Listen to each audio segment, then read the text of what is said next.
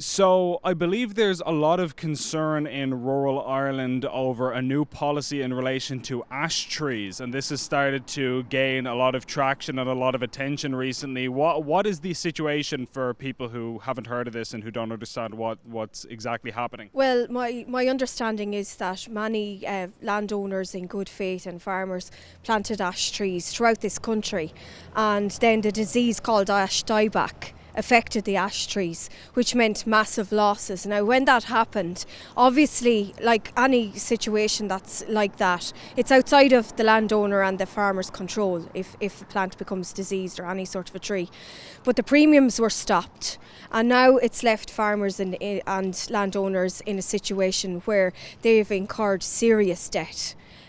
They've got no compensation from government. So there's an absence of any sort of a policy, an absence of a compensation plan, and an absence of goodwill, political will, to try and make this situation right for the landowners and farmers that are affected. Now, it's my understanding that there's up to 6,000 farmers and landowners affected, and indeed my own constituency of Laois Offaly is very badly affected by this situation. But it has caused a lot of concern. Indeed, I'm very, very concerned about it.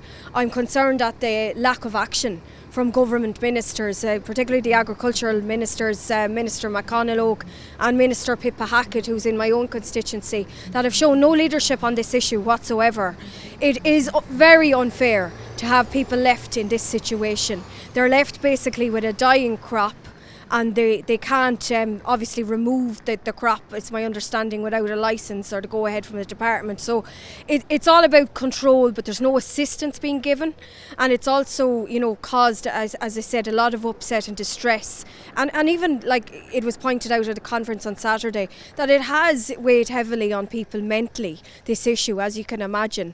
But farmers need to be compensated for this loss. They need the restoration and indeed the continuation of premiums, because the loss of the ash was outside of their control, and they shouldn't be punished for something like this. But in addition, also, they need to be given fair play, and they need to be given the option of using that land for something else. That if the dead ash trees are removed, that land can be turned into grassland. They should be given that option. What would you say if somebody was to argue that whenever you're taking on a new asset in a business, and of course farming is a business, that you incur a certain amount of risk with that, and that if things go wrong, it's not necessarily that does happen in life, and especially if you're running a private enterprise, and so this could just be an instance of bad luck that kind of happens to any business owner. What would you say to that? No, I think that's unfair, and it's incorrect to look at it that way, because the farmers planted in good faith.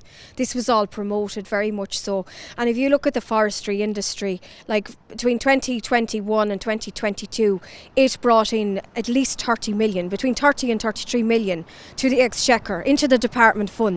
Now, these farmers were encouraged to plant. They did so in good faith, and it was outside of their control that a disease took hold. We see that in other instances in farming, and rightly so. There's compensation, like for example with the TB issue, and rightly so, and that needs to be there and kept there. So this is a situation, as I say and as I stress, completely outside the farmer's control. It wasn't a case where they took a risk. It was a case where they did what they were asked to do, what was being promoted by the Department of Agriculture, and planting was very much promoted by the Department of Agriculture, and now they need some of that 30 million plus that the department are getting every year from forestry, and it's only fair that it's in the region of 6,000 people affected, so there should be an immediate compensation package. And I would urge both Minister Hackett and Minister McConalogue to step up to the mark, do their jobs and deliver for these farmers and landowners who, as I say, planted in good faith.